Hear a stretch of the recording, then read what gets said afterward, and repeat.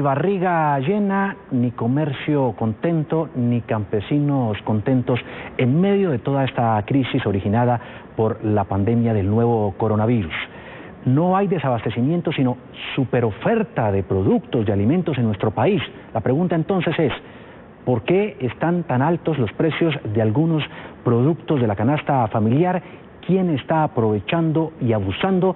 Para responder a esa y otras tantas preguntas que nos están asaltando a esta hora de la mañana, nos acompaña Jorge Bedoya, quien es el presidente de la Sociedad de Agricultores de Colombia, y lo tenemos vía Skype para echar lápiz. Doctor Bedoya, buenos días, gracias por este contacto con Noticias Caracol. Juan Diego, muy buenos días, saludo especial a usted y por supuesto a toda la gran audiencia de Noticias Caracol. Empecemos hablando de esto, los grupos o gremios más impactados con la disminución de las ventas, ¿cuáles son? Pues mire, tenemos de todo, pero empezaría por la proteína de origen animal. Nuestros productores de cerdo, nuestros productores de pollo han visto reducidas sus ventas en la última semana en más del 40%. De la misma manera, los perecederos, y aquí valga la pena invitar a los consumidores a que también consuman alimentos perecederos. El caso de la papa, la cebolla, el ajo, tenemos también frutas como la patilla, la pera, el tomate y muchos otros productos que porque están en pleno pico de cosecha, pues desafortunadamente la reducción del consumo en los hogares ha llevado a que el ingreso de nuestros productores empiece a caer dramáticamente. Doctor Bedoya, hay un grupo de trabajadores, de ciudadanos altamente golpeados en su bolsillo y en sus finanzas familiares por lo que está pasando. Hablamos de los trabajadores informales, no tienen ingresos, no compran y el comercio no vende. La cadena del corrientazo se ha visto sumamente afectada. ¿Qué podemos hacer en ese punto específico? Pues mire, usted lo ha hecho muy bien. La cadena del corrientazo, los asaderos de pollo, muchos de lo que llamamos el Horeca, hoteles, restaurantes y casinos, está totalmente cerrado. De tal manera que estas personas hoy, primero, unas no tienen ingreso, y ahí es donde vale la pena el tema de las ayudas del gobierno, ya bien sea el gobierno nacional, las alcaldías o las gobernaciones, pero de la misma manera, cómo lograr que estas personas también tengan un ingreso. No es solamente regalarles el mercado, sino también, por supuesto, cómo llevarles ingreso. Y en ese sentido, le hemos invitado al Gobierno Nacional a que active un mecanismo de compras públicas que lo puedan hacer los gobiernos locales y regionales y, por supuesto, el Gobierno Nacional, pero con algo que es muy importante, sin intermediarios. Porque si no, lo que terminamos es haciendo que terceros intermediarios o comercializadores se queden con un margen y nuestros productores, en particular los pequeños, que tienen una reducción del ingreso sustancial, simplemente se queden con sus cosechas atascadas en las diferentes regiones de producción del país. Ya vamos a examinar minuciosamente quiénes podrían estar abusando y aprovechándose de esta crisis, doctor Bedoya, pero déjeme, antes de entrar en ese asunto, hablar también de los trabajadores de clase media que temen perder su empleo en medio de esta emergencia, compran lo estrictamente necesario para paliar esta difícil situación y además compran no siempre lo más barato. Exactamente, Juan Diego, y mire lo que hemos visto. Ese primer grupo al que usted se refirió, que es la gente que está en el mercado informal, el que vende lotería, la señora que vende los tintos, hoy ya no tiene ningún tipo de ingreso. Entonces su consumo se reduce sustancialmente, esperando que le lleguen las ayudas del gobierno, ya bien sea el gobierno local o el gobierno nacional. Pero las otras personas que tienen ingresos no altos y que todavía tienen su trabajo o que simplemente los mandaron a vacaciones, como dicen, están cuidando cada pesito, cada centavo, y por eso empiezan a reducir también el consumo de los hogares. Y hay un tercer elemento que es importante compartir con los televidentes, de la frecuencia de compra en los sitios de venta. La gente está yendo a mercar, sí, pero está yendo con una menor frecuencia. ¿Eso qué implica? Que la gente sale en la cabeza pensando, voy a ir a comprar algunos productos porque quiero ir rápido por el simple temor a que se vaya a contagiar del coronavirus. Entonces, ¿qué están haciendo? Uno, tienen la lista prefijada. Segundo, muchos no se toman el tiempo para mirar qué es lo que está barato. Y tercero, van con productos que ya tienen preformateados, como es el caso de los cereales, también el caso del arroz, por supuesto, y el caso de los huevos. De tal manera que aquí la invitación también es, cuando vayan a hacer su mercado, o si lo van a pedir por domicilio y tienen esa posibilidad, claro, por favor, consumamos productos perecederos que están a un muy buen precio y también las proteínas de origen animal. Pero es que el menú del arroz con el huevo es prácticamente la tabla de salvación de muchos hogares colombianos. ¿Qué hacemos entonces? Claro, ese es, como dicen, campeón el arroz con huevo permanentemente, pero definitivamente aquí hay otras opciones y por eso yo le hablaba al principio, está la lechuga, está la carne de cerdo, está la carne de pollo y también por eso le hemos solicitado al gobierno que haga una cosa.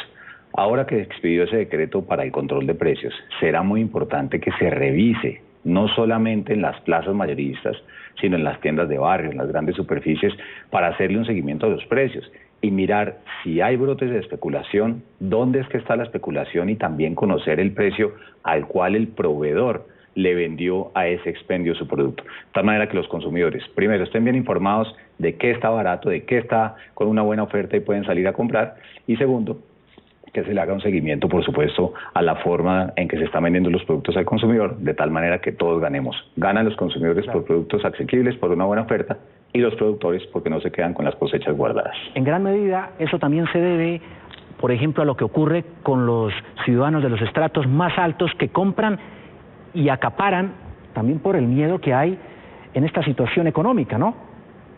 Claro, y por eso será muy importante lo que ocurra de aquí al 13 de abril.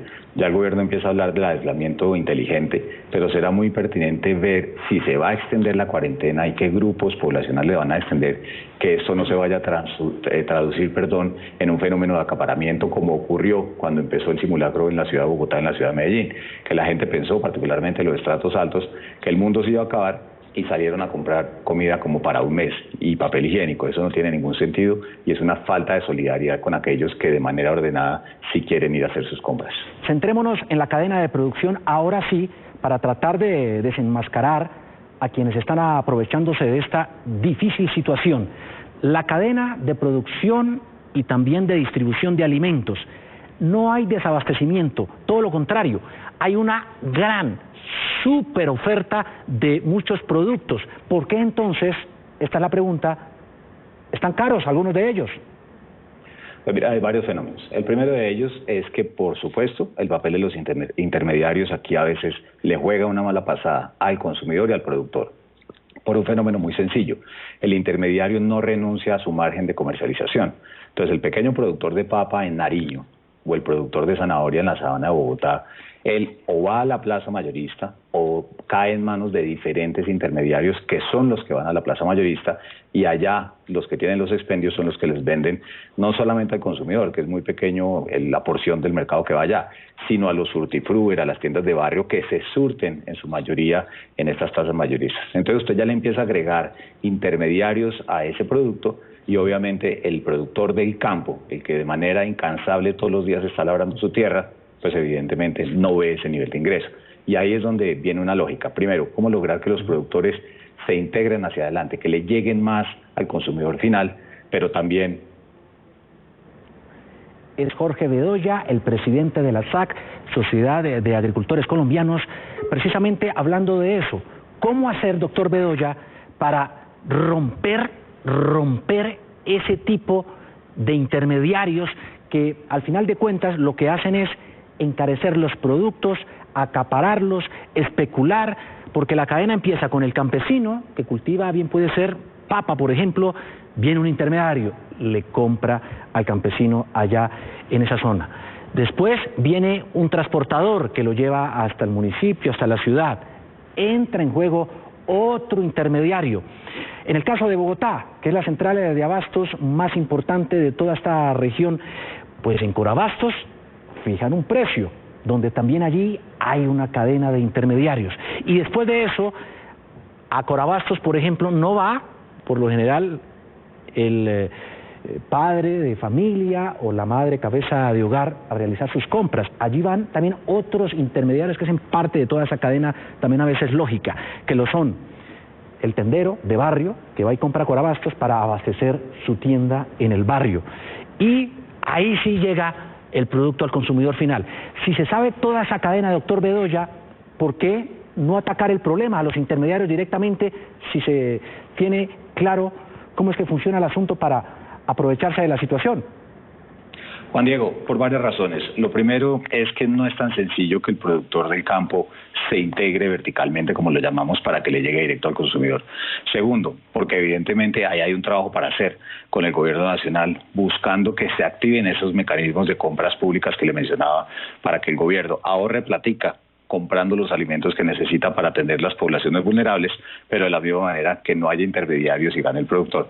Y tercero, el seguimiento a precios que debe hacer el DANE. No solamente es el precio al cual las amas de casa o los colombianos van a comprar sus mercados, sino también el precio al cual los proveedores les venden a las tiendas de barrio, a las grandes superficies y a las plazas mayoristas, para saber si el productor está no recibiendo el ingreso que debería y el consumidor está, por el contrario, pagando a veces precios que no son consecuentes con la realidad económica de los productores.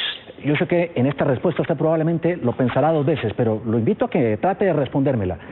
¿No están identificadas plenamente estas mafias, estos intermediarios que en medio de estas coyunturas además le sacan jugo al asunto en detrimento del bolsillo de mucha gente humilde y le meten además la mano al bolsillo de la gente?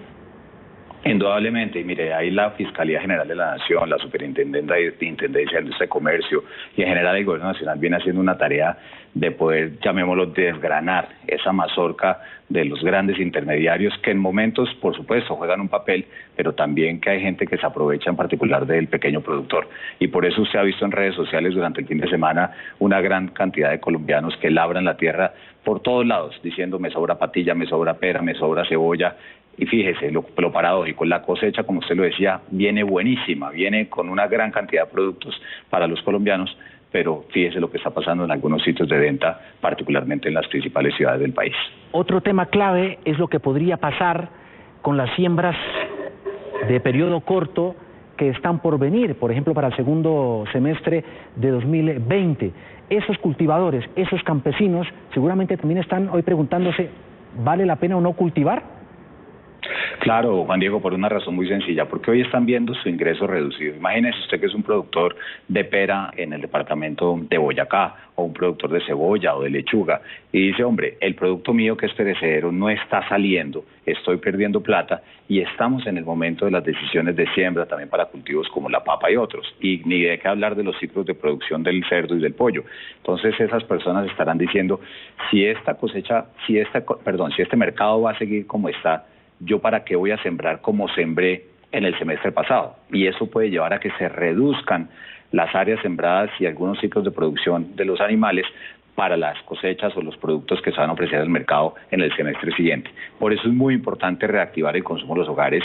Ayer un productor me decía, oiga, Jorge Enrique, ¿y por qué no le propone al Gobierno Nacional que así como hay pico y cédula o pico y placa para las personas o los colombianos que salen a mercar, que haya también un pico y placa para los camiones que entran a Corobastos, a ver si hacemos como una buena simbiosis, nivelamos la oferta con la demanda, los productores pueden tener un mejor ingreso y los colombianos no se ven afectados, por supuesto, en los precios de los productos. Podría ser una ayuda en medio de esta complicada situación. El gobierno inicialmente ha dicho que destinará cerca de 15 billones de pesos, lo ha dicho el ministro Carrasquilla, el ministro de Hacienda, para apoyar a muchos de los gremios afectados, entre ellos hoteles y aerolíneas.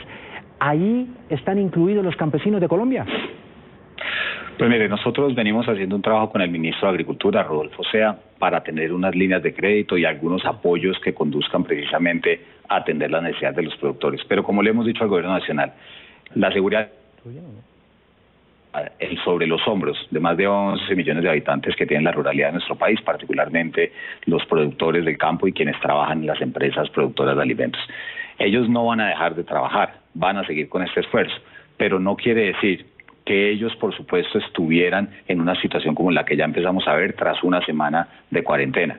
Y que seamos los últimos que tengamos un daño tan sustancial como han tenido otros sectores, no quiere decir que el gobierno entonces después vaya a decir no hay plata, no hay créditos, no hay alivios tributarios o simplemente no hay modificaciones al régimen tributario del país. De tal manera que confiamos obviamente que el ministro de Agricultura ha estado muy al frente, de la misma manera que el presidente y demás, pero aquí toca hacer un trabajo pospandémico, si se puede llamar de esa manera. Es Jorge Bedoya, presidente de la SAC, a esta hora de la mañana, echando lápiz aquí en el tablero Caracol, donde nos queda una inmensa pregunta y todavía un interrogante que no logra resolver ni logra responder el Gobierno Nacional. ¿Por qué, si hay una superoferta de productos y alimentos, están muchos de estos con los precios por las nubes? Gracias por estar con nosotros a esta hora de la mañana echando lápiz aquí en el tablero Caracol. Muchísimas gracias, Juan Diego, por la invitación. Un abrazo. 8 de la mañana a 13 minutos, momento para hacer una pausa en noticias.